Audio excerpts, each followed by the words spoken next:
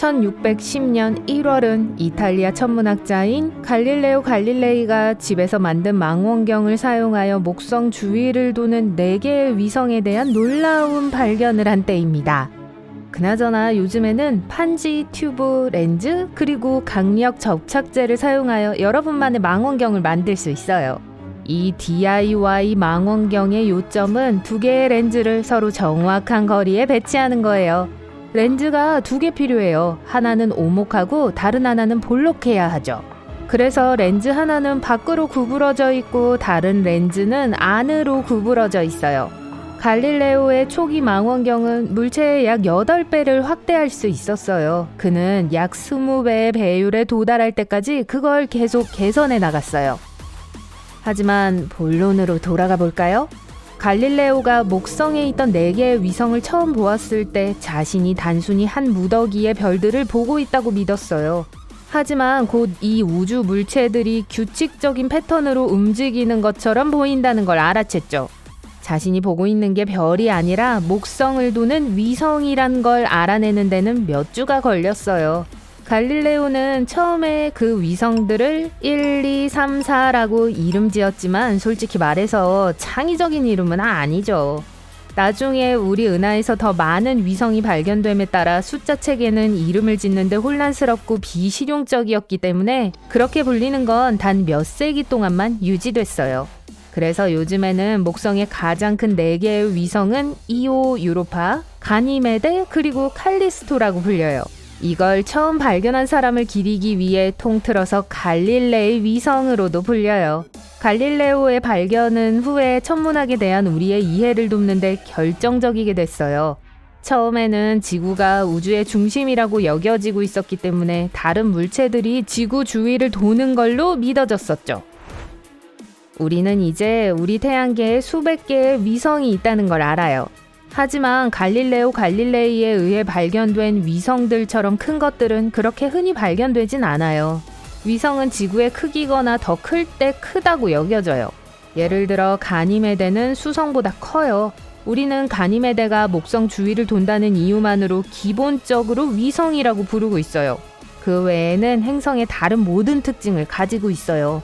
목성이 그 지역에서 가장 큰 위성을 갖고 있는 게 놀라운 일은 아니에요. 목성은 크기와 질량 면에서 태양계의 다른 모든 행성들을 능가하기 때문에 다른 물체들을 목성 쪽으로 많이 끌어당기는 것도 당연해요. 목성은 현재까지 총 80개의 위성이 있다고 믿어지는데 그중 53개만이 공식적인 이름을 부여받았어요. 목성의 위성들 중 갈릴레오에 의해 발견된 첫 번째는 이오였어요. 이오가 차별화되는 점은 화산이 많다는 사실이에요. 이오는 지구를 제외하고 태양계에서 활화산이 있는 유일한 우주물체예요. 또한 아황산가스 눈바 때문에 불과 얼음의 위성이라는 별명을 가지고 있어요. 이오의 바깥층은 오렌지, 검정, 노랑, 흰색, 빨강과 같은 다양한 색상으로 얼룩져 있어요. 그래서 나사가 이오를 녹는 치즈와 토마토 얼룩과 잘 익은 올리브로 덮인 거대한 피자라고 묘사하는 걸 거예요. 하지만 그 유황 때문에 이오가 맛있는 냄새가 나진 않아요. 썩은 달걀과 비슷한 냄새가 나죠. 이 위성의 표면에는 100개 이상의 산이 있어요. 그 산들은 우리가 지구에서 보는 것보다 훨씬 더 크고 어떤 것들은 에베레스트 산보다 더 커요. 평균적으로 이 산들은 높이가 6km에 길이가 157km예요. 이런 활화산과 이오의 강한 방사능 때문에 우리가 알고 있는 생명체가 여기에 존재할 가능성은 거의 없어요. 하지만 우리가 모르는 방식으로 살아가는 생명체가 없을 거라고 누가 장담하죠?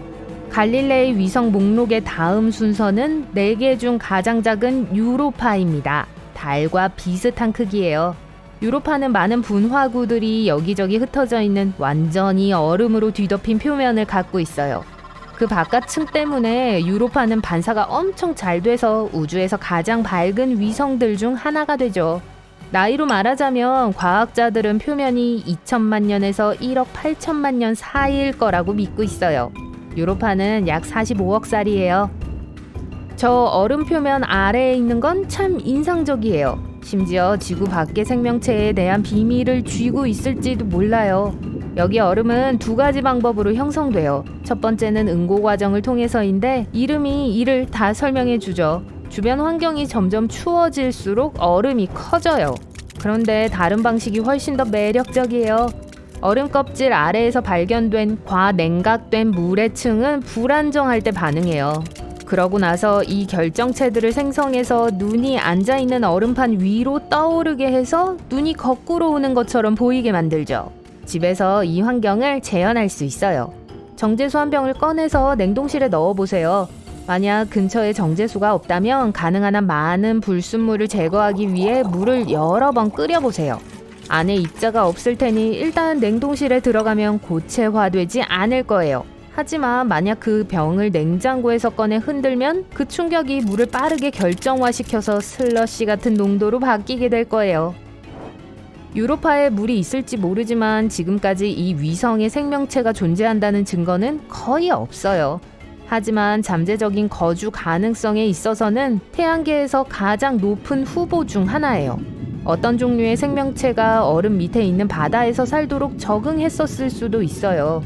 그 환경은 우리가 지구의 바다 깊은 곳에 숨겨진 열수 분출구를 찾을 수 있을 것과 비슷할 정도로 가능성이 높아요. 유로파 대기에 있는 산소의 양은 매우 적지만 2013년에 나사는 몇 가지 멋진 증거를 제시했어요. 이것이 다시 한번 이 위성에 생명체가 존재할 가능성이 있다는 이론을 뒷받침해주죠. 유로파가 우주로 물을 내뿜고 있는 것 같아요. 만약 이게 미래의 관측에 의해 확인된다면 그건 유로파가 또한 지질학적으로도 활동적이라는 걸 의미할 수 있어요.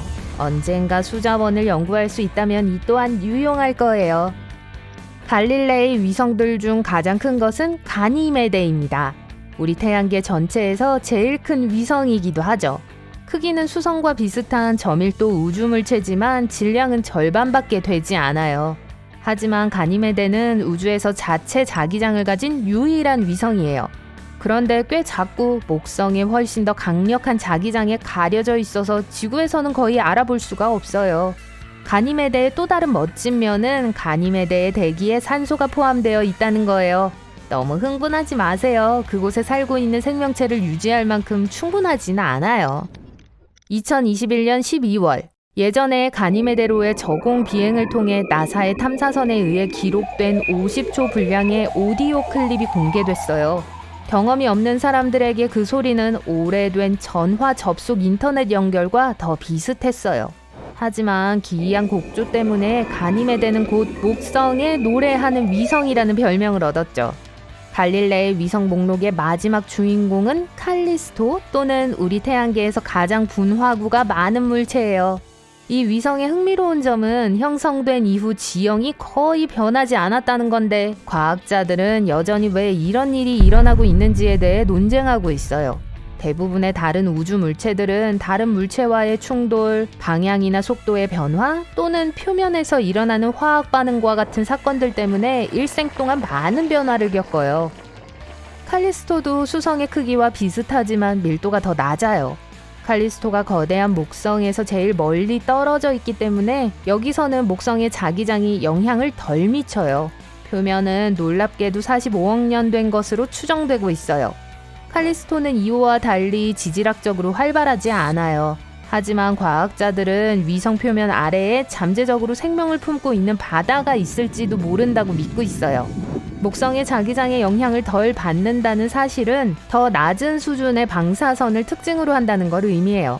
이러한 적절한 환경을 고려할 때 언젠가 이곳에서 미래의 탐사를 위한 인간 기지를 세우게 될지도 모르죠.